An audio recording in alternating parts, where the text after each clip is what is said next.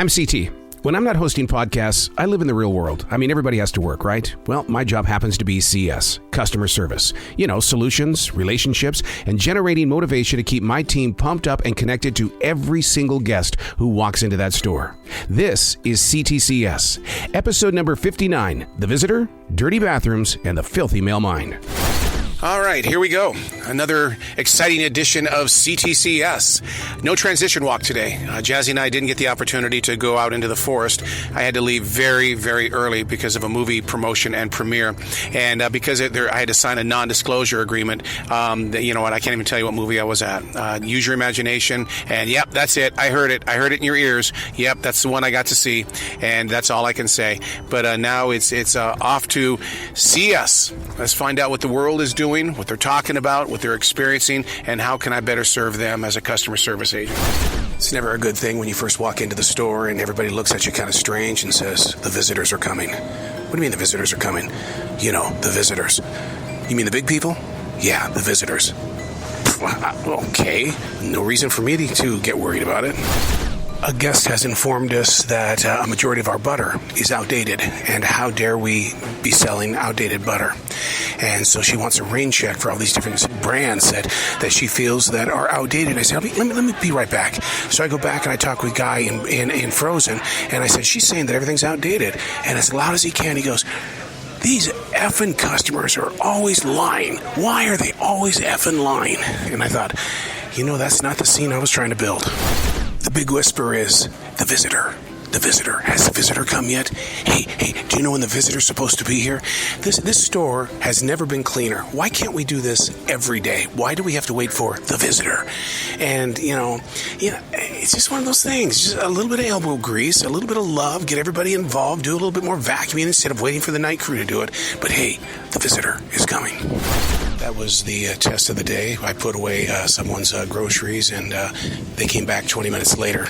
And so, you know, you talk about a memory tester on that. Reverse when it comes to putbacks. You found a wallet outside. There was no ID in the wallet at all. No. So then what happened after that? I mean, you bring it in, you do exactly what we're trained to do and stuff like that.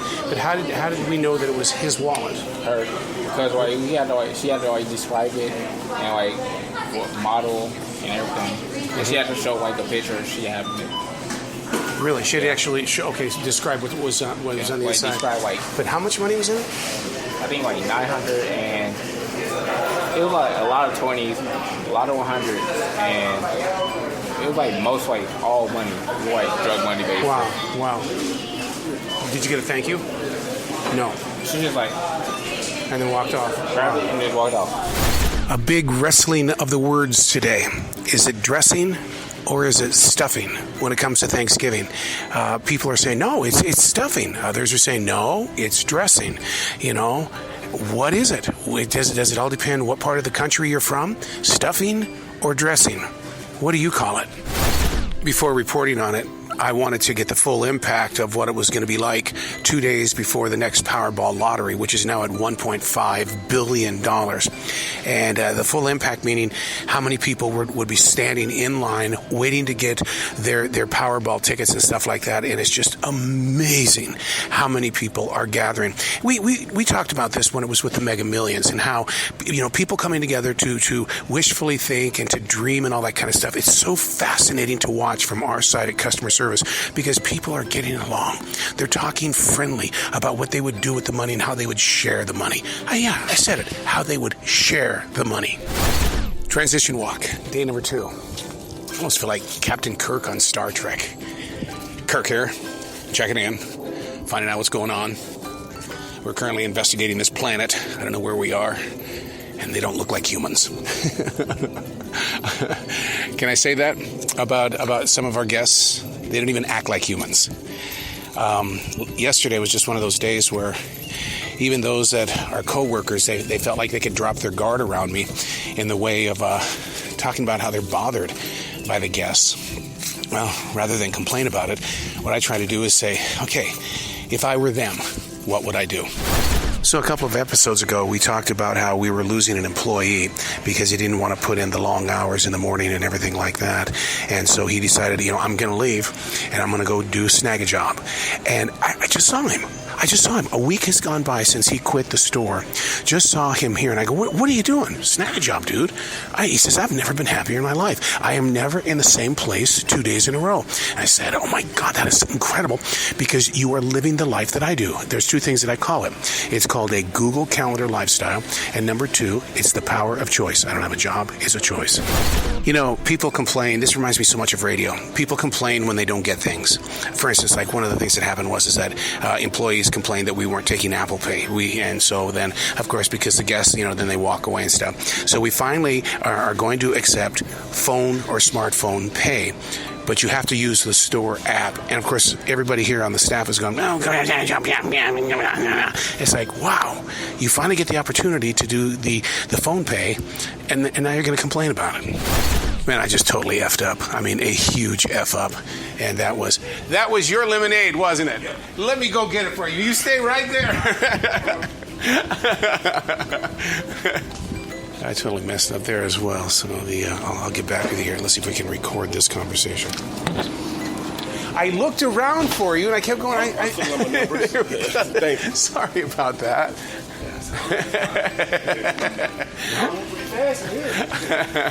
Well, it's usually because it's a cold product. And this way it's like, okay, if they come back and get it, then this way, then it didn't get warm or anything like that. So I always want to get it back there when it's cold. Have a good day, Greg. Yes, sir. Back to my total F up. First of all, I really do pay close attention to what I'm doing. I'm very focused, and for some reason, I put the 20 in with a 5 and said, no, you only gave me a 5, and it was really a 20. And man, when it happens right there in front of your manager, it's just like you just sit there and you go, God dang it. And it's like you go, and then you try to, you have a brain meltdown because you're trying to figure out, how the hell did I F up like that? How the hell? Attention shoppers, we have a Sweet 16 in the building. At register 6, please wish her a Sweet 16. It'll be tomorrow. 1, 2, 3. Happy birthday to you. Happy birthday to you. Happy birthday, dear Patton. Happy birthday to you. Yeah! Transition walk for day number 3, fresh out of church. Oh yeah. Being in customer service, I need my church. I need to be reminded of what my assignment is in the community eye, within that circle of all people coming together, and how I need to serve rather than take away from. Boy, did I learn anything today in church or what? Don't mean to bring this on like this, but I'm exhausted. Oh my God, we had a performance. We got home last night. I said last night. We got home at 1 o'clock this morning, and we were up by 7 because I got an assignment. I got to stay true to it. Don't ignore the annoyance. Do the mission. There's absolutely nothing worse than walking into the men's room and, you know what? Somebody didn't flush the toilet. Oh, and the bad part about that is that when I walk out of here, if there's somebody waiting for me, then that means that I did it. I have to lay claim to the smell. If you smelt it, you dealt it. Hey, buddy, how you doing? All right, so we all know that guys are pigs, right? Yeah. You walk into the men's room, and the toilet is full. I mean, what do you girls do the same thing? I mean, it's like nobody cares about flushing the damn toilet. I think during some circumstances, women can actually be nastier than men. Like, could they flush their pads, no tampons down the toilet, and get clogged and everything? And they'll leave a whole bunch of mess on the floor and everything. And the thing, do you believe in the term "smelt it, dealt it"? If you walk out and somebody's out there, and they be thinking it's you. I literally had that happen before. Like, this customer looked at me like, "Oh my God!" I'm like, "Bro, it was not me." Like, literally. I always feel guilty when we have this feeling that someone's going to steal something, and then it doesn't turn out that way. Or is it because we started a conversation with them out there before the cash registers that we guided them into the spot? Well, it's a fine line you walk between suspicion and accusation, right? Mm-hmm. And so I never want to assume, but it's just a... The signs were there. You guys good if I go to lunch? I was actually wondering how you were going to deal with that because she's done it to me once. She came in and got two $10 ones, and when it came time to pay, she didn't pay. She did the same exact thing she just did here with a credit card. So I noticed that you were waiting. I'm wondering, oh God, have you been burned by her as well? No, not yet. But before I went on vacation, I printed out a $2 ticket, and someone didn't have the means to pay for it. Yeah. And that's when I reverted back to, okay, I'm not going to print them off until their payment goes through. Because just like her, they assume they can pay with a credit card, but No. The government or whoever runs Powerball, wants cash or debit. They want that money immediately. Just received some really bad news from home. I got to catch my breath on this one. My dog is a very smart dog. Very, very smart. Very active. We've talked about Jazzy so many times on C.T.C.S. The bad news is that her body did not readjust to daylight savings time. So she thought it was 5 o'clock when my clock said it was 4 o'clock, and she wanted to eat at 4 o'clock in the afternoon. And I said, no, you can't do that. And because, 5 o'clock is her time. And so I got a very sad puppy on my hands. She's going to have to wait another hour. So I got in an uncomfortable conversation with a guest. Okay. And what made it uncomfortable was that he set it up, and I didn't know how to respond. And what it was is that he says, you know the reason why I come to the store? He says, I come to the store every Sunday. Man, I make sure that I'm here at this time every Sunday. And I go, for the specials, is there a meat special? He says, man, the eye candy. I am here to look at all the beautiful women. And it was like, okay, I can't respond. And the reason why I couldn't is because how do I know he's not an undercover? Well, that's true. And so you just smile. Yeah, you don't want to be an employee and get busted talking about the customers. Yeah. That was a good call. You go through these different experiences with different guests that come in, and we had a gentleman that just came in, and he's trying to return it's a $5.99 little miniature flashlight. And, sir, do you have a receipt?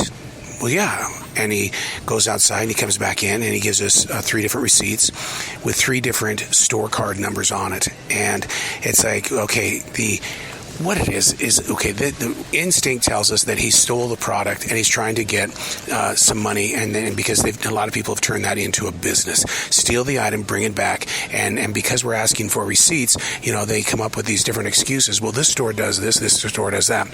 So about after 35 minutes of looking for every one of these store cards, every one of them are empty. They're all empty. They've never shopped here, the people that have those cards.